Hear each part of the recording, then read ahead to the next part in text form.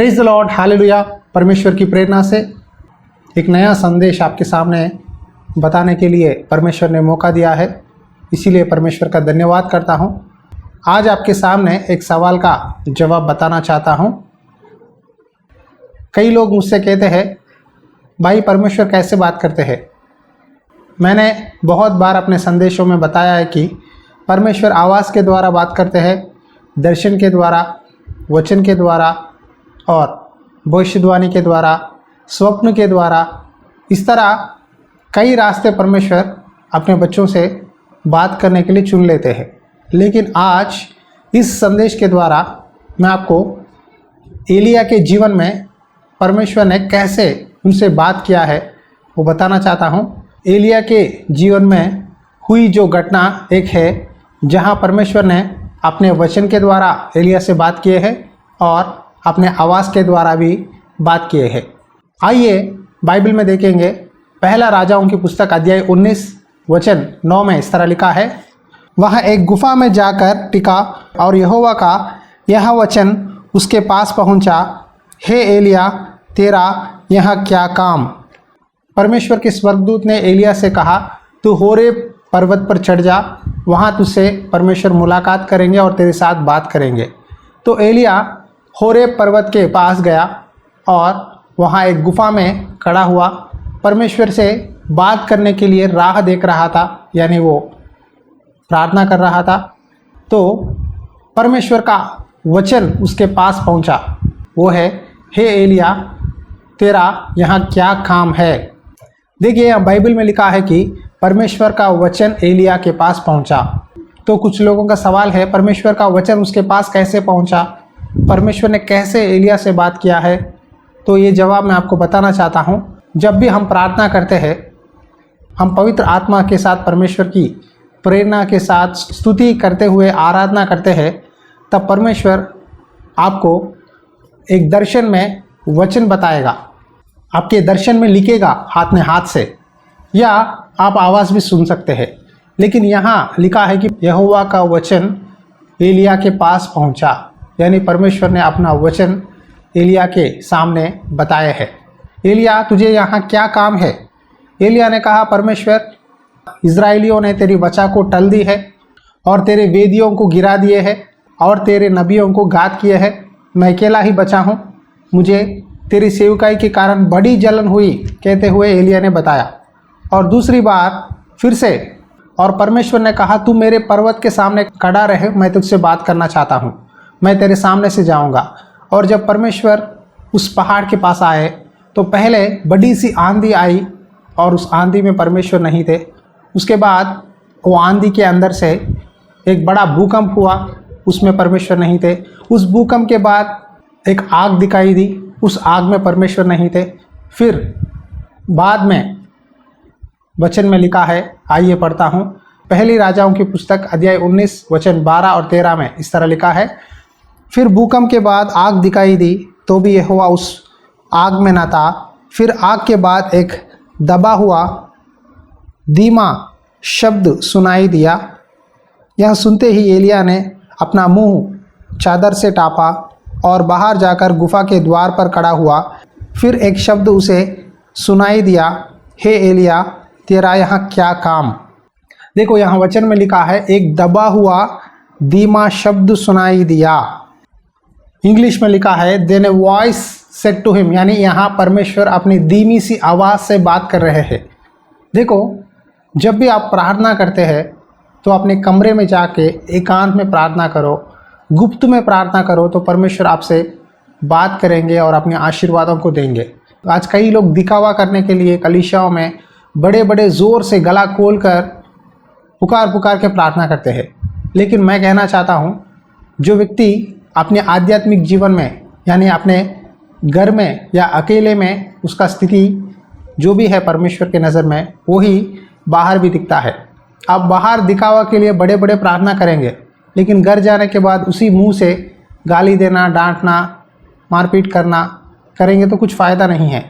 यहाँ परमेश्वर एलिया से बात करने के लिए परमेश्वर ने कहा, तू उस पहाड़ पर जाकर खड़ा रहे, मैं तेरे पास आऊँगा और तेरे साथ बात करूँगा। देखो, आज कई लोग कहते हैं भाई मैं परमेश्वर की आवाज़ सुन नहीं सकता, परमेश्वर का वचन मुझे मालूम नहीं हो रहा है, क्या करूं, कुछ गाइडेंस नहीं है। क्या आप मुझे बताएंगे परमेश्वर क्या कहना चाहते हैं मेरे जीवन में? जी हाँ, परमेश्वर बताते हैं आपके लिए, लेकिन मैं आपसे कहना चाहता हूँ, आप क्यों ना परमेश्वर से एक अच्छा संबंध रखकर प्रार्थना करें ताकि परमेश्वर आपके साथ ही बात करे।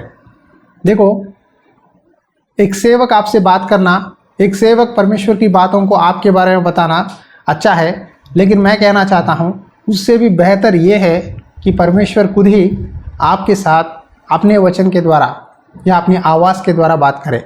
इस तरह आप आत्मिक जीवन में आगे बढ़ सकते हैं और आपके जीवन में जो भी सवाल है, फाइनेंशियल प्रॉब्लम्स है, बीमारियां है या बच्चे नहीं हैं, पति पत्नी की लड़ाई है, जो भी है, जब आप परमेश्वर से एकांत में कमरा बंद करके बैठेंगे, प्रार्थना करेंगे, तो परमेश्वर अपना धीमी सी आवाज़ से बात करेंगे, अपना वचन के द्वारा जब बाइबल पढ़ते हैं बात करेंगे। देखिए, उस समय एलिया के पास बाइबल नहीं था, लेकिन परमेश्वर ने एलिया से अपनी धीमी सी आवाज़ के द्वारा बात करने लगे, वचन के द्वारा बात करने लगे, स्वर्गदूतों को भेजकर बात करने लगे। परमेश्वर ने कहा, एलिया तू यहाँ क्या काम कर रहा है? तो फिर एलिया ने कहा, परमेश्वर तेरे नबियों को उन्होंने घात किया है और तेरी वेदी को गिरा दिए है, मैं अकेला ही खड़ा हूँ। तब परमेश्वर ने एलिया को एक काम बताया कि तू जाकर हजाएल को अभिषेक कर और जेहू को अभिषेक कर, उसके बाद तेरे बदले में भविष्यद्वक्ता की तरह रहने के लिए एलीशा को अभिषेक कर, कहकर परमेश्वर ने काम दिया। देखो, जब हमें डाउट होती है क्या करें, मेरे जीवन में नेक्स्ट स्टेप क्या है, मुझे मालूम नहीं हो रहा है, मैं क्या करूं, जब एक निराशा में, एक संदेह में एलिया था, तब परमेश्वर ने एलिया को कुछ काम बताया। तू जाकर 2 व्यक्तियों को राजा बना और एक व्यक्ति को भविष्यद्वक्ता की तरह तेरे बदले में उसे इजराइलियों के सामने खड़ा, उसे अभिषेक कर, कहते हुए परमेश्वर ने कहा। आज वही परमेश्वर जो एलिया से अपने वचन के द्वारा, अपनी आवाज़ के द्वारा बात किया है, वही परमेश्वर आज भी आपसे बात करने के लिए तैयार है। देखिए, बाइबल में एक वचन है, यीशु मसीह आज, कल और युगानुयुग एक ही है। यीशु मसीह नहीं बदलते, परमेश्वर का वचन कभी भी नहीं बदलता। हम बदल जाते हैं, हमारी प्रार्थना जीवन बदलती है, हमारा जो संबंध परमेश्वर से है वो ऊपर और नीचे होता है, लेकिन परमेश्वर का बात कभी भी नहीं बदलता। खास करके ये वचन सुनने वाले प्यारे भाई और बहनों, आज परमेश्वर आपसे बात कर रहे हैं। देखो, मैं तुमसे बात करने के लिए तैयार हूँ, तुम मेरे पास आकर खड़े होना। शायद वो कलीसिया हो या अपने कमरे में जाकर या किसी एक सुनसान जगह में जाकर खड़े होकर मेरे साथ प्रार्थना करो, उपवास रहो। अब मैं तुम्हारे साथ बात करने के लिए तैयार हूँ। मैं अपने दर्शनों के द्वारा, आवाज़ के द्वारा और वचन के द्वारा बात करता हूँ।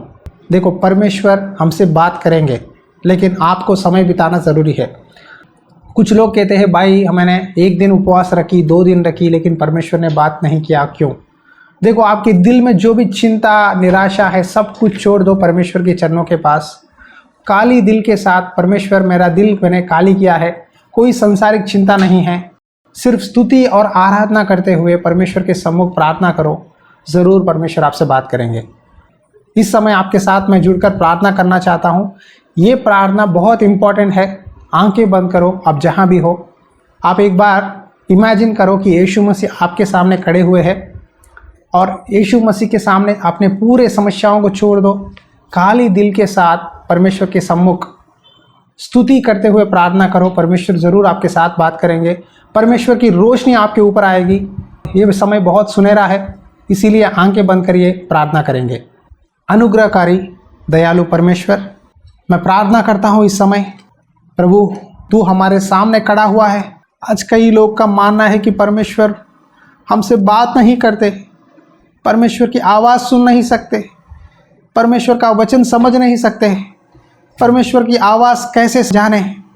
इस समय जो भी प्रार्थना में जुड़े हैं, मैं विनती करता हूँ, आपके सामने यीशु मसीह खड़ा हुआ है। यीशु मसीह आपसे बात करना चाहते हैं। अपना सोच विचार सब कुछ छोड़ दो, यीशु मसीह को देखो, अपनी आध्यात्मिक आंखें खोलो। परमेश्वर आपसे बात करना चाहते हैं। धन्यवाद पिता, धन्यवाद परमेश्वर, आज आप हमारे सामने खड़े होने के लिए। तू हमारा विमोचक और सहायक है। जितने भी भाई बहन इस प्रार्थना में जुड़े हुए हैं, उन पे तेरे हाथ बढ़ाकर छू ले परमेश्वर, उनको स्पर्श कर पिता। जितने भी लोग कैंसर की बीमारी से पीड़ित है, यीशु नासरी नाम पे प्रार्थना करता हूँ कि उस बीमारी को निकाल दे परमेश्वर। जितने भी लोग परमेश्वर बिस्तर पे बैठे हुए हैं, प्रभु उनको चंगा कर परमेश्वर। प्रार्थना करते हैं, तेरी आवाज़ के साथ हमसे बातें कर पिता। देखो परमेश्वर आपके सामने खड़े हुए हैं, परमेश्वर आपको कुछ बता रहे हैं। आप ध्यान से परमेश्वर की आवाज़ को सुनिए। परमेश्वर आपकी रोशनी हम पर गिर रहा है। मैं धन्यवाद करता हूँ, मैं देख सकता हूँ तेरी रोशनी हम पर प्रभु चमकने दे परमेश्वर। जितने भी लोग बीमारियों में पड़े हैं, उनको छू ले, तेरी रोशनी उनके ऊपर आने दे परमेश्वर। आपको छू लेगा परमेश्वर, आपको स्पर्श करेगा परमेश्वर। की महिमा आपके ऊपर है परमेश्वर, आपसे बात करेंगे। यीशु मसीह अपने हाथ बढ़ाकर आपके सामने खड़े हुए हैं। आप पश्चाताप करिए, परमेश्वर से कहिए, परमेश्वर मुझे एक नया दिल दे, परमेश्वर मुझे चंगा कर, प्रभु मेरे साथ रहे, प्रभु मुझे आशीष दे, प्रभु मुझे चंगा कर, प्रभु मेरा जीवन बदला। कीजिए प्रार्थना, ज़रूर परमेश्वर आपसे बात करेंगे। जितने भी लोग विश्वास के साथ ये प्रार्थना में जुड़े हैं, ये वचन को उन्होंने अपने दिल के साथ स्वीकार किया है, उनके जीवन में आश्चर्य काम कर पिता। चंगा करने वाला परमेश्वर यीशु मसीह है। यीशु मसीह के नाम पे आप सबको चंगाई मिले। मैं प्रार्थना करता हूँ कि यीशु मसीह के नाम पे आप सबको चंगाई मिले, आपके जीवन बदले और आपके जो भी सोच विचार है सब कुछ छोड़कर आगे से लेकर यीशु मसीहा नाम की महिमा के लिए आप जीवन बिताए। ये प्रार्थना सुनने के लिए धन्यवाद पिता। ये प्रार्थना यीशु मसीहा नाम पे विनती करता हूँ परमेश्वर, आमेन। Praise the Lord. जब मैं प्रार्थना कर रहा था, मैंने यीशु मसीह को अपने सामने खड़े हुए देखा है, अपना हाथ बढ़ाकर। परमेश्वर कहते हैं मैं तुम्हें चंगा करूँगा, और मैंने परमेश्वर की रोशनी देखी है। हालेलुया। अगर प्रभु ने आपको प्रेरणा दिया है तो इस सेवकाई में आप सपोर्ट कर सकते हैं दान बेचकर। God bless you. परमेश्वर आपको ज़रूर आपके सारे बलहीनताओं से चंगा करेंगे। आमेन।